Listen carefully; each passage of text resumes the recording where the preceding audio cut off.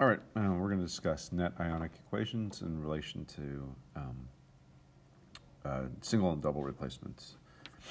So here's a single replacement. And so how do we determine the net ionic equation here? So what I like to do is we'll draw these diagrams. So of the two reactants, we have calcium, which is a solid. And then a second reactant is this aqueous iron 2 bromide. And when we know an ionic compound is aqueous, it breaks up into its component parts, into its ions. So it's going to break up like so, right? And this is called dissociation, right?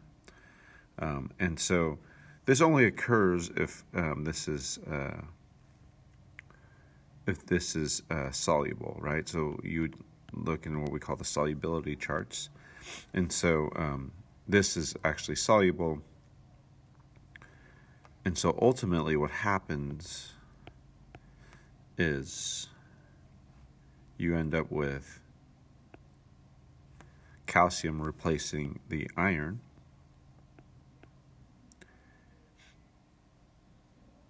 So now you have calcium,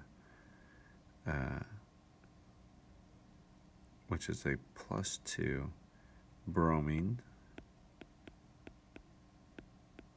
as well as now iron, which is solid. So let's just recap what happened. So up here, calcium replaces bromine, which is aqueous, plus solid iron. Now, in order for calcium to replace iron and bromine, what happened is iron and bromine had to be separated in order for calcium to move in, right? And so calcium kicks out bromine, kicks out iron, so iron becomes solid. All right. Now, this is what we call your typical chemical equation. But an ionic equation would be something that would look like this. And what it does is it takes into consideration, it basically shows what actually happens in the water, right? It's not really iron bromide together. They're now separated. Now you'd put a 2 there because you want it to be balanced.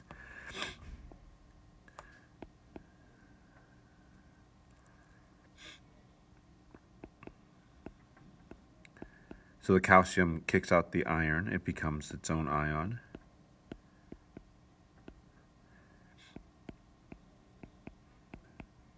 Okay, so we would call this a complete ionic equation.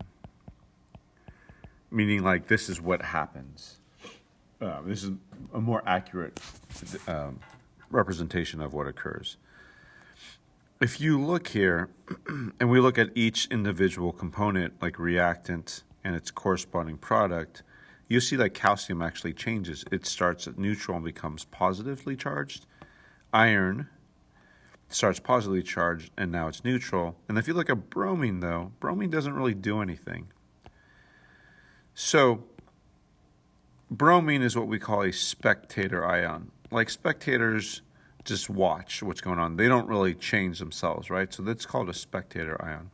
So when we do a net ionic equation, we take out the spectator ions because they really don't do anything. And then we just write the actual what happens.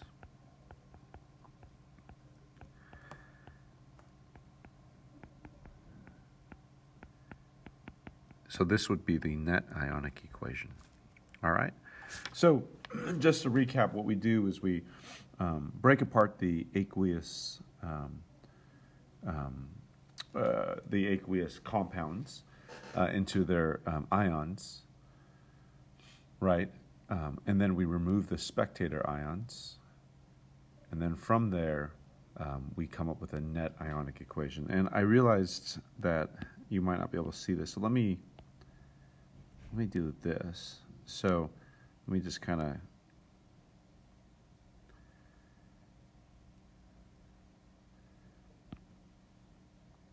let me put the net ionic equation here. So here, remember, like, these are spectators, so we kind of ignore them, right? So calcium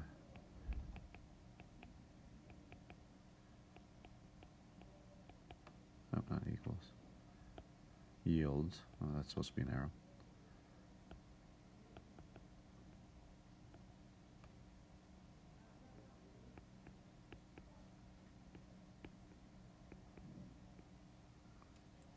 Okay.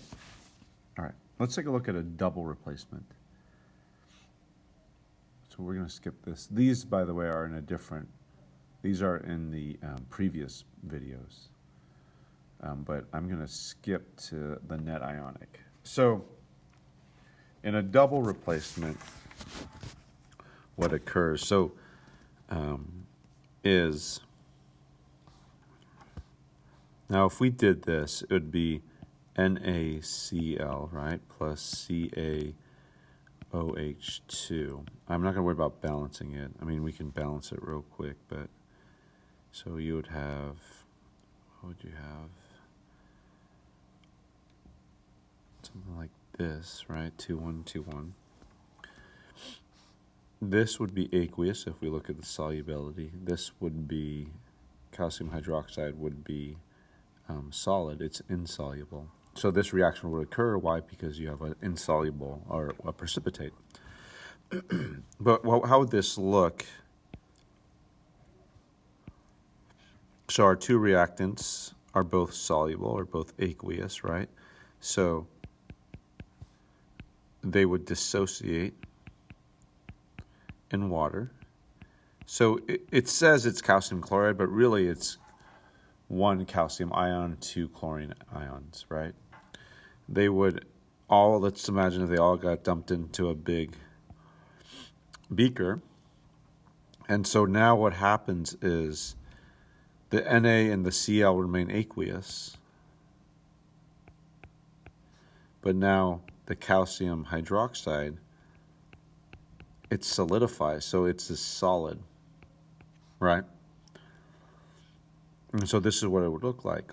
If we wrote a complete ionic equation, so let's break apart these guys. Oh, sorry.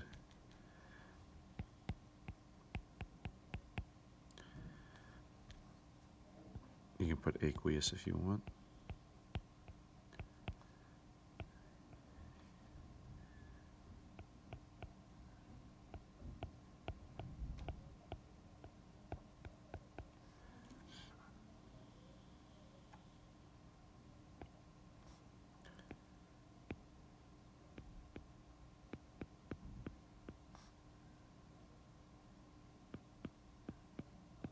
Now, the CaOH2 is solid, so it would stay solid, right? So let's find our spectator ions. So if we find those spectator ions, sodium didn't really do anything, and these chlorines, there's 2 of them, they didn't really do anything, right?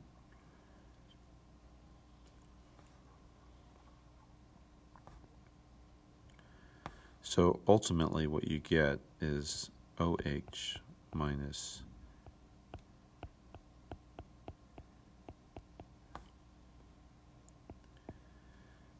these are aqueous.